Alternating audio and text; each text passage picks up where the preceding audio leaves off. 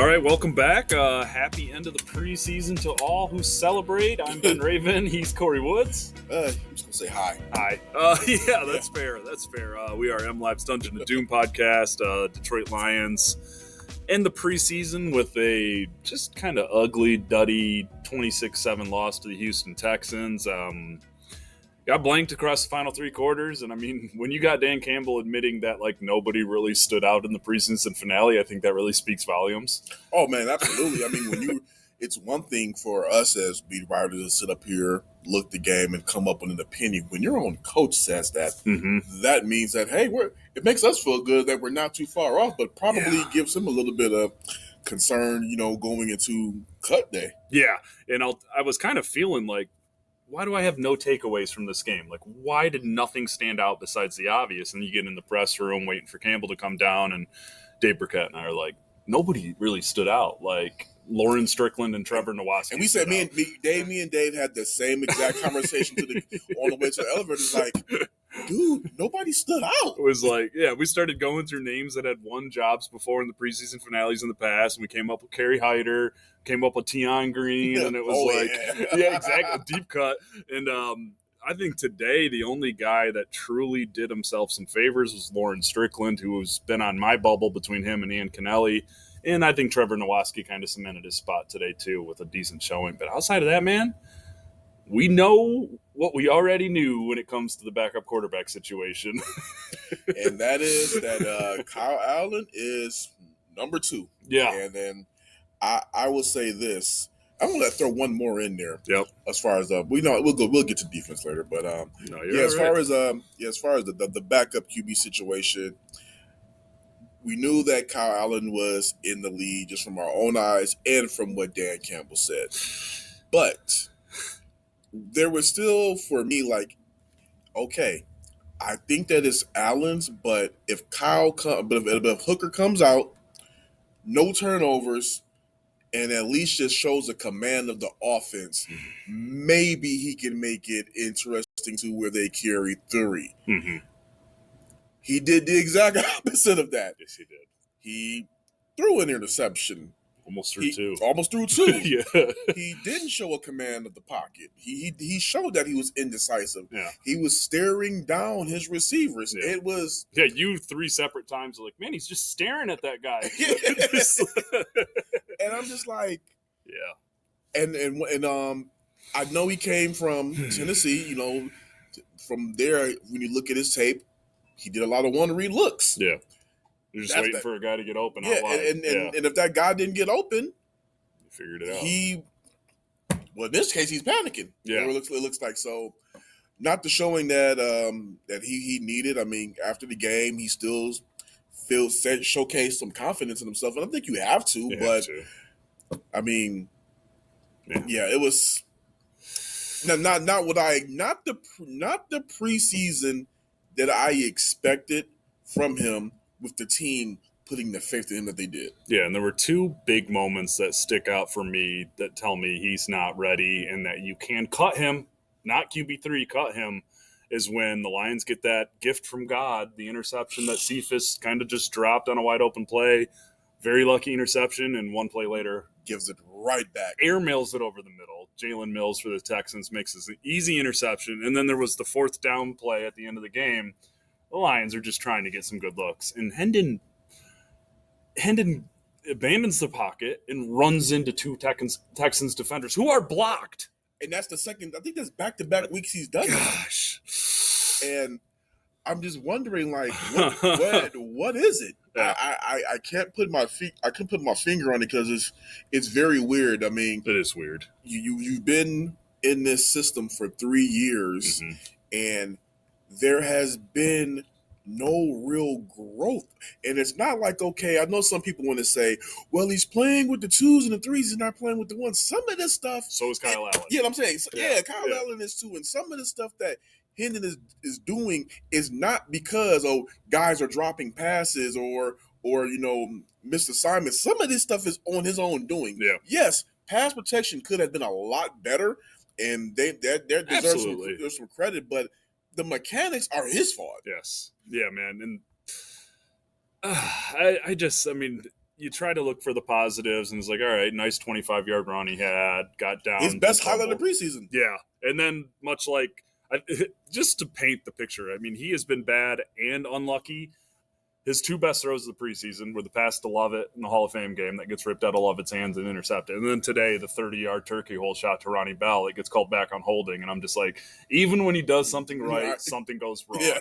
And Dan Campbell even said it today in his post-game press conferences. And this is what clinched, not to spoiler alert, my whole 53-man roster projection that'll go up Sunday morning. But, like, he's like, sometimes it's change of scenery. It just helps people, too, and you got to consider that. And I was just kind of – and then he circled back and blah, blah, blah, blah. But he was just, like, being real about it. He's just like – I mean, there was no question coming into this game who QB2 was. Absolutely. I was shocked we saw Kyle Allen at all. Yeah, I thought this one. I thought he would have been – I thought Kyle Allen would have been in bubble wrap and – right. To a degree in bubble wrap, and you let Hooker go out there and figure it out, because I mean you're the guy that has to catch up to what Kyle Allen has done over, let's say, the past 2 games. Yeah, and that's something I wish I would have asked Campbell. Was just like, Hendon Hooker hasn't played a full 4-quarter football game since 2022 against Virginia Tech, I think it was, at Tennessee. You know who Kyle Allen is. Dress him in case if Hendon went down and got hurt, so you have a quarterback. But like, man. Maybe based on what we saw is why he didn't go for 4 quarters, because nobody really gets good looks. I mean, that's the thing that kills me, is that like nobody gets better when Hendon's on the field. And Kyle Allen has gotten the most out of Jackson Meeks. He's developed a very impressive connection with Isaac Tesla, who had another sexy catch today, man. When I seen him loft that up, I first was ready to criticize, and I'm like, wait a minute. He's about to have him go make a play. Yeah. Fell right there. Yeah, and it's not just a straight line. I mean, there was some detail in that route. I mean, Tesla, man, 33-yard touchdown, going into the end zone, catches it in stride, hits the worm, hits the Cupid arrow. And let's play a little clip of what Dan Campbell said about Isaac Tesla, because I think you all will like it, for those of you clamoring for him to have a role in week 1 in the offense. And here's Dan on Tesla. I mean, look, he gets those guys in one-on-ones. He gets them in practice a little bit, and our 2 corners are they're good players. This isn't like, we need to go find somebody that, so he's taking reps with the ones. He's been in there with golf. He's had to run on good versus good. So he's no different than any young player. He's just he's going to have some growing pains, and he's going to have to continue to get better and better. But I'm very pleased. We're very pleased with where he's at after 6 weeks of camp, because that's really what it's been. We just finished 6 weeks. So I would say if you took most receivers, he'd be in the upper echelon of those as far as development. He's it's pretty good, because it's not easy to develop as a receiver in this league and be ready to go. And I think there's a place for him to help us early in this season. We don't need to talk about Tesla anymore. He's good. Again, good. When you said that you were shocked that Kyle Allen played, that's another guy I was shocked that played, because I felt that, okay, we know Tesla, who he is. Let's see more of Dominic Lovett, who needs to get more out there. Let's see more of Jackson Meeks. Even though I feel Jackson has put together a strong camp, you still need to see him and Meeks. Mm-hmm. You need to see Meeks and Lovett get more passes thrown their way, because I mean, Tesla, we know he's either going to be, I would say, wide receiver 4 right now. Yeah, because Khalif floats around, so that's safe to say. But man, I think Meeks, no catches on 1 target, and I don't even know how they called his target a catch. You know what? That's exactly, or a target. I don't know how they called it a target. That's exactly what Jacob was saying. Like, how was that a target? That was that play where the Texans almost made the interception, and I was like, I don't even know who that was to. And then all of a sudden, the official NFL stat tracker is like, oh, Jackson Meeks has been targeted. I'm like, no. And Lovett had 2 targets and no catches, and like, it was like, were the Lions like trying to keep the tape off these guys in case they have to cut them to get them on the practice squad? Sneaky. I'm curious about that too. But with Hooker being caught on my final projections, I do see Jackson Meeks making it. I think we talked about this a little on the last pod too. I was like, I think Meeks is the type of receiver that could get claimed. I think you could sneak Lovett onto the practice squad. He's got the injury that kept him out for about 2 weeks, 10 days, something like that. pick 244. I know Meeks was undrafted, but 6'2", 218 can't be taught. Big bodies, almost like a wide receiver. I mean, like a tight end, sorry. I mean, he's strong. Yeah. Yeah. And he plays with that underdog mentality, and that's the one thing that I was worried about. I'm like, if you cut this guy and try to bring him back on the practice squad, somebody's taking him. Yeah. I think Meeks will make it through. I think they're going to bank on getting Lovett on the practice squad. We'll see what happens there. He's subject to waivers. He doesn't have the 4 years of experience. Just quick refresher on that. If you have at least 4 years of service time in the NFL, you're a free agent. You get to pick your next spot. That's what makes these roster projections interesting, because someone like Zach Cunningham or Pat O'Connor, they could be like, yo, we want you, but we got to find a spot for this guy. I don't know. It's really tough. I think because Meeks is good enough. I think there's enough potential with Meeks on special teams. Like him and Lovett had 2 gunner reps today where they were both or in punt coverage. Lovett was at gunner where they were both the first guy at the ball in the fair catch. I'm like, all right, that's what you want to see. Like, obviously not enough, but like, man, I just can't believe. I know we've said this before, just how this QB2 situation is shaken out. Kyle Allen had his second perfect passer rating of the preseason today.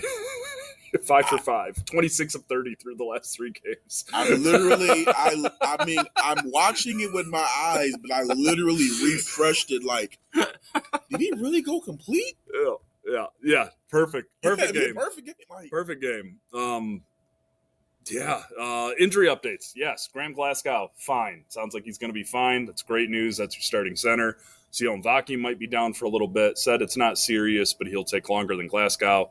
And unfortunately, it sounds like Ezekiel Turner's season is done. Campbell called that a significant injury. I heard Turner telling Dave Burkett of the Free Press that they're checking out his Achilles. I saw him on crutches.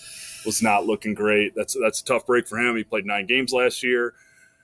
I didn't see him making the roster, but like that was an obvious practice squad target guy that spent time here last year. It's just a crowded room in the linebacker. And now we're into the defense. Let's roll into the defense, because I think the 2 guys who did themselves the most favors, as I said, was Nowaski and Lauren Strickland, who had a tackle for loss, 9 tackles, made the initial roster this time last year. And it's between him and Kennelly for the last safety spot, in my opinion. I can't disagree with you. I mean, when I was looking at this, the only thing I could think about was the guy who did not do himself any favors. I don't think he was going to make the roster anyway, but I don't even know if he's going to make the practice squad. DJ Miller did not. He had a tough week. DJ Miller had a tough week overall, and it was with covering Quintez Cephas. When I was looking, me and Jacob, we did the defense. On Thursday. Covering offense, and when they were going through the red zone drills, 11 versus 11, Quintez caught the same exact pass. That's his touchdown today. That was his touchdown today. It was the same exact touchdown pass that he had in practice. He caught it the exact same way over DJ Miller. It was just this time to the opposite side of the end zone.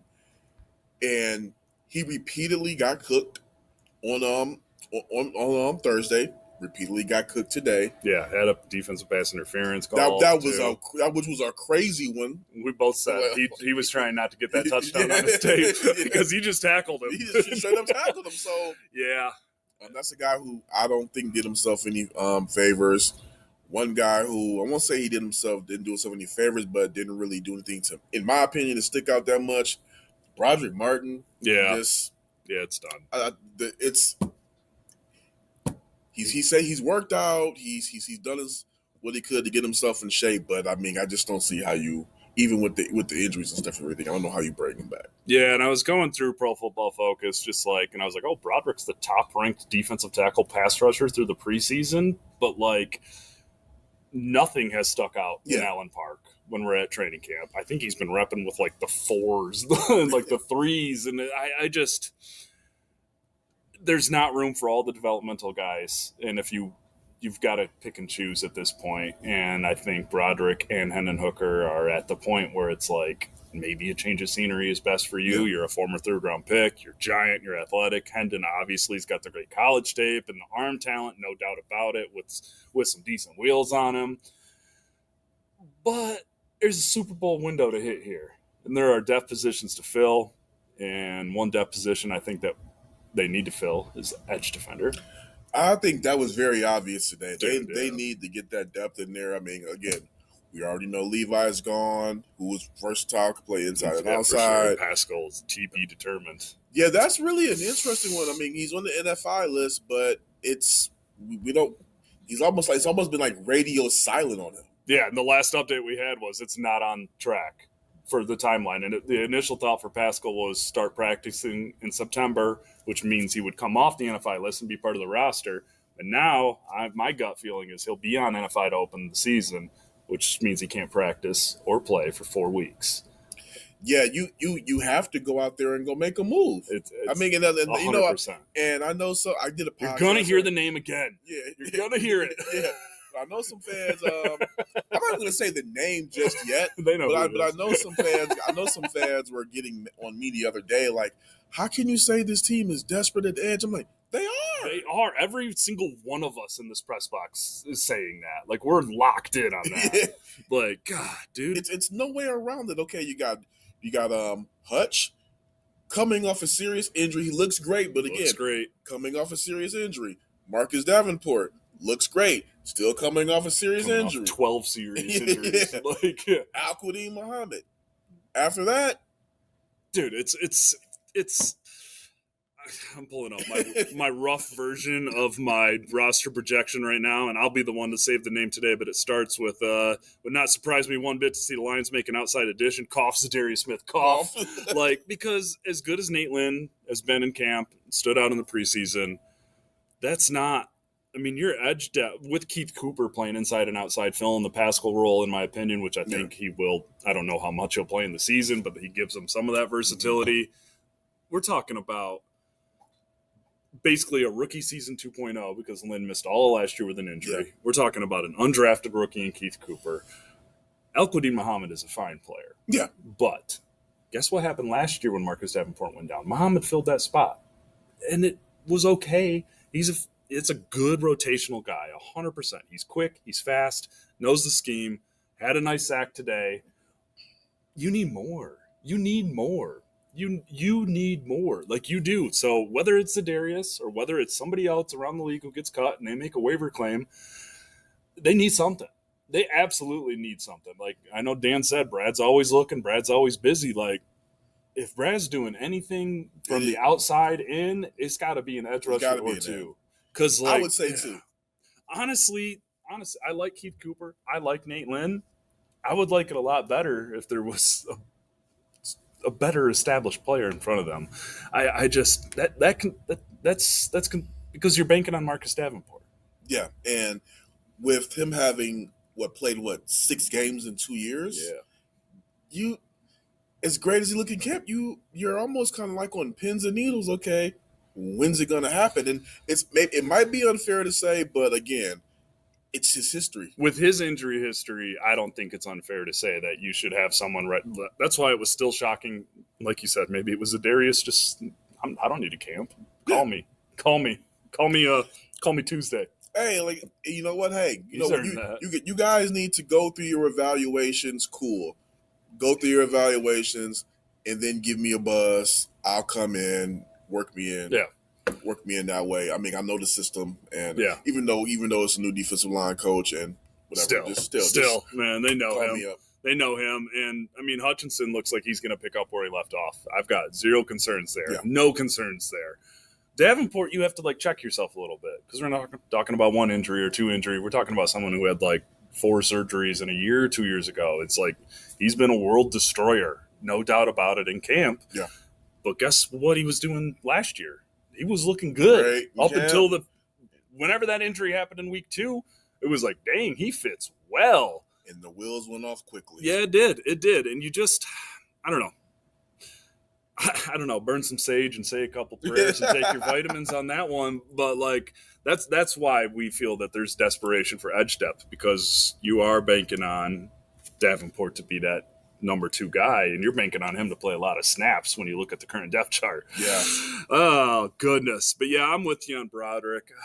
He's had a couple good moments in in preseason, but nothing really in training camp. Yeah. And how low he's been in the order, I don't know, man.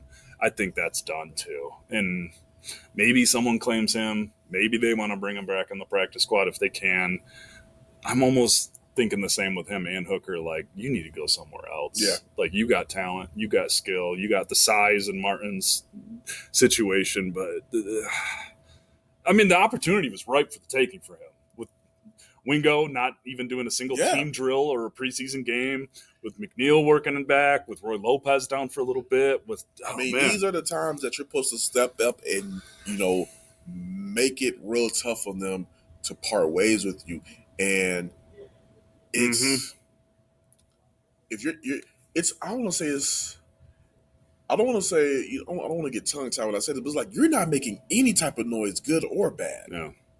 No, it was it was a silent month. Like, no, it wasn't even like something like, hey, you know what, he did this bad, but you know what, we can bring him back and work with this. It was nothing. Like, in recent years, we were asking about Broderick, one of us on the beat, every single week. Like, how's he doing? Is it coming? It's coming. I don't think there's been a single question about Broderick, and that's not on us. Yeah, because it's been obvious, and I don't know. You always wonder how Brad feels about his picks, especially the ones in the top 3 or 4 rounds, for sure. Yeah. But this roster's tight. I mean, I think we were kind of all in agreement. There's like 5-6 spots open coming into this game, and those are very loosely worded spots open that were dependent on what you do with Meeks, Love, and Hooker, and then what you need on the defensive line. And, I mean, it shifted a little this last week just with the Wingo update and the Pascal update.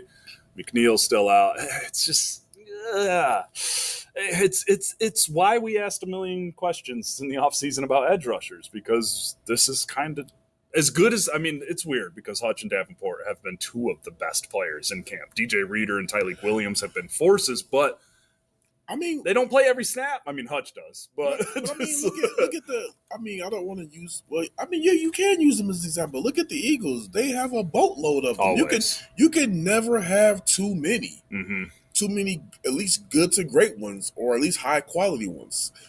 I mean, they're at a premium, but this is why you go out and draft them. To me, high. This is why you go out and go sign them, man.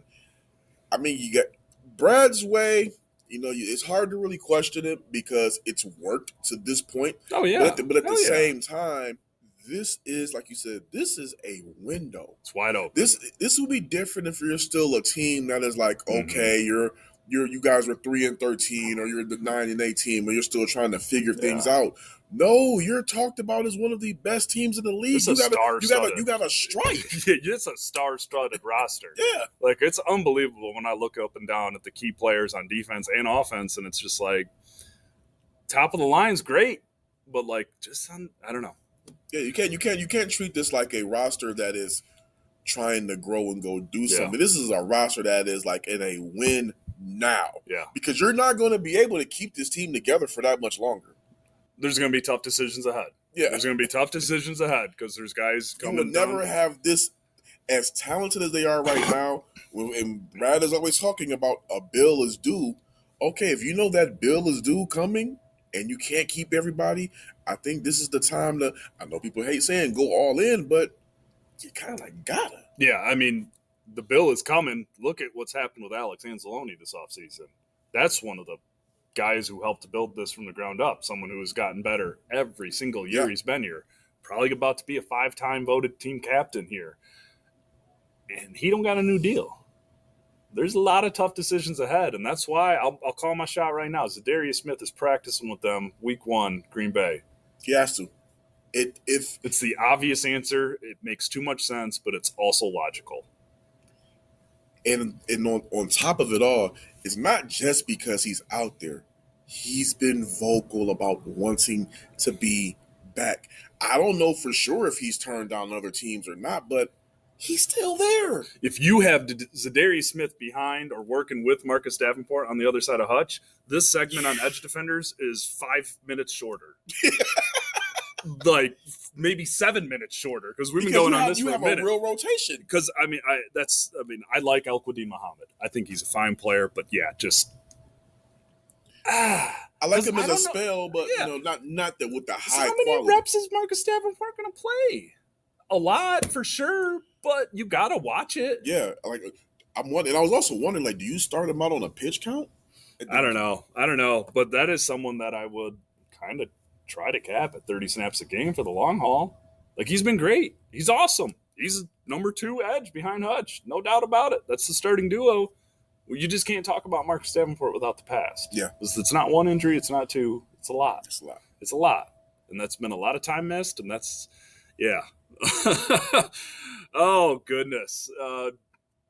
I'm happy the regular season's around the corner. Oh, yeah. Training camp is tough. We've been going for a minute, too. I looked at that calendar today, and I was like, dang, we came back July 20th. Holy smokes, we've been talking about these guys for a while.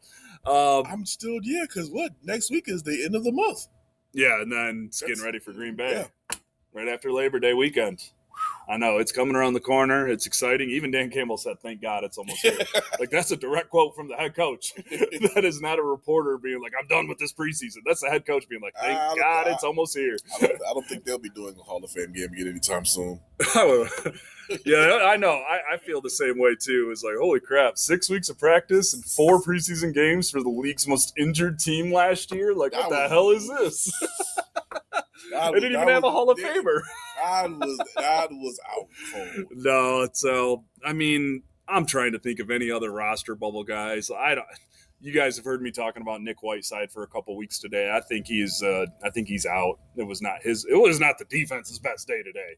Graham Mertz came in here and freaking dialed him up. There were several long drives. I mean, offense put the defense in some tough spots for sure, but like even the Texans, the craziest extra point miss of all time where we didn't know if it was a fake. We needed 6 angles to figure out what happened. I was still like, what the heck just happened? No receivers went out. I think literally the snap was just so bad and the kicker got stuck in his motion and he's like, I'm not going to kick your arm off, so just hold that thing and take a hit.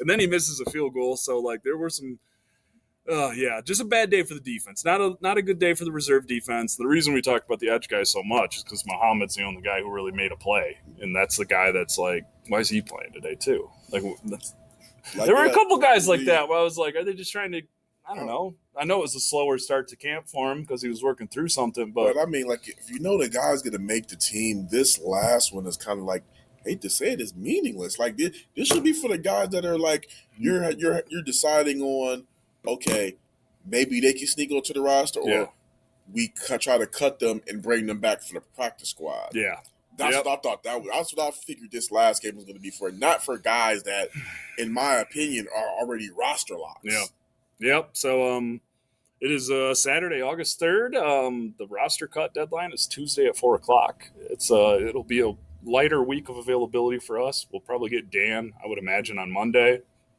And then we usually get Brad Holmes and Ray Agnew later in the week to talk about the roster, expectations.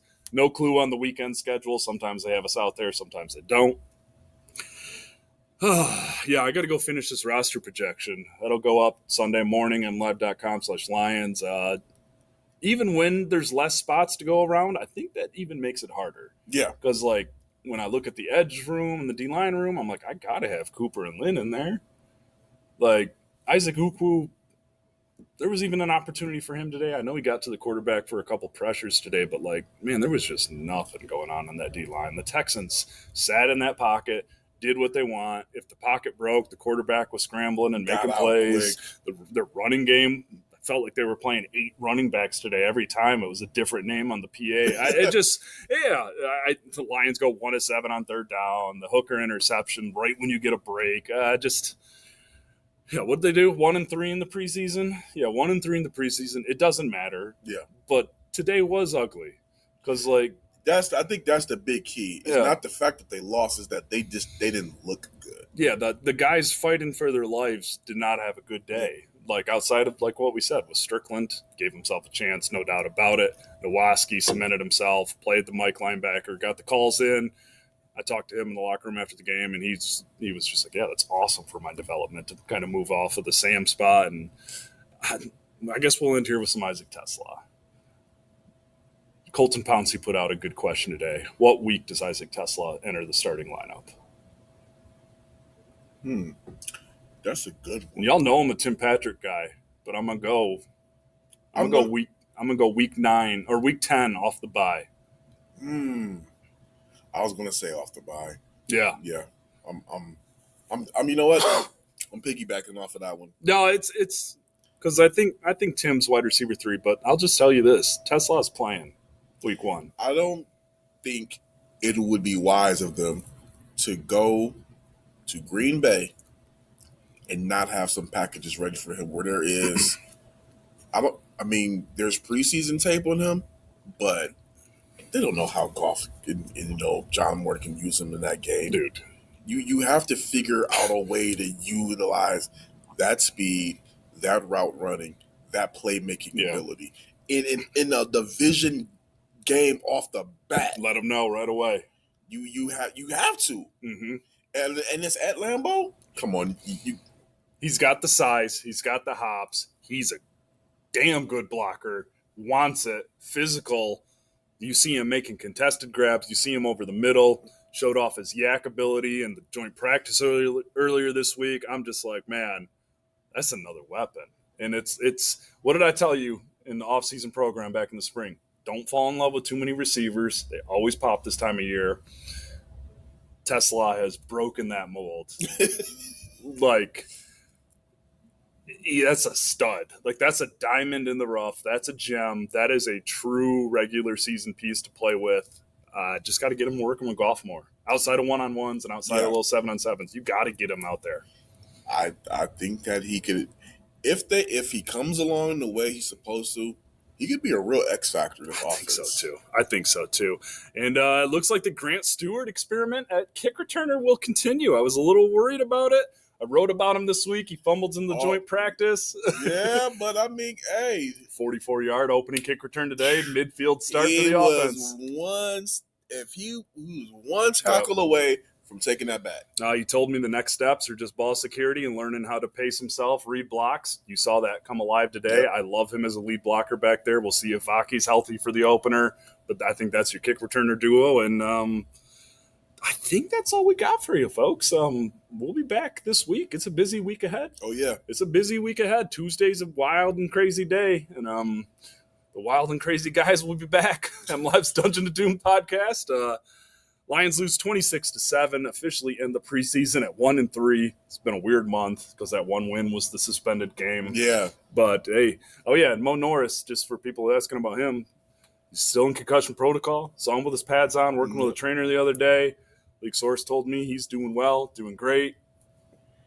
Everything's been progressing in the right direction for him. We'll see what happens with him, too. I don't know if he was going to make the roster or not, but that's an ideal practice squad guy that spent some time here last year, and the way Kirby Joseph loves that kid, is really taking him under his wing. It'd be great to see him back on the field. That's been a really nice updating month of news on him. You know what? I'm going to take that last part you just said, even though it doesn't have anything to do with anything. Kirby Joseph has really been stepping up as this leader in the secondary room because, talking about Norris, Cannelli. Big time. Even Avonte Maddox. Yeah. Who's a guy who's older than a vet. Super Bowl champ. But he said that Kirby stepped up in helping him with shifting to that safety role. And hey,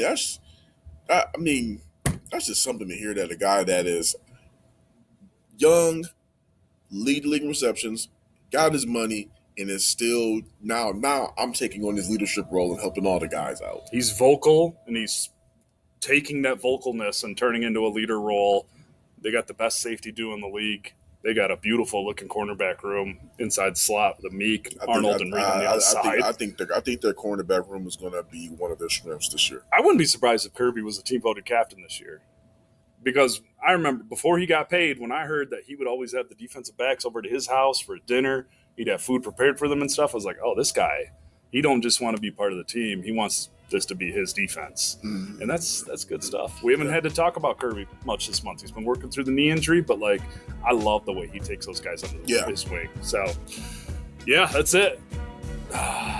We'll be back. MLive's Dungeon of Doom podcast. Don't forget to use that Dungeon of Doom at MLive email if you got any questions. Some stuff over. Mailbags are going to be coming back in the season. Mailbag Thursdays, I believe. We'll be hitting you up on Blue Sky, on Twitter, whatever they call it nowadays. And the newsletter, too. Our emails are on that. Weekly Roar. Make sure to sign up for that. And it's time to get out of here because I got a roster projection to do. I got stories to write. You got stories to write. All right, guys. Ben Raven, Kory Woods. We're out of here.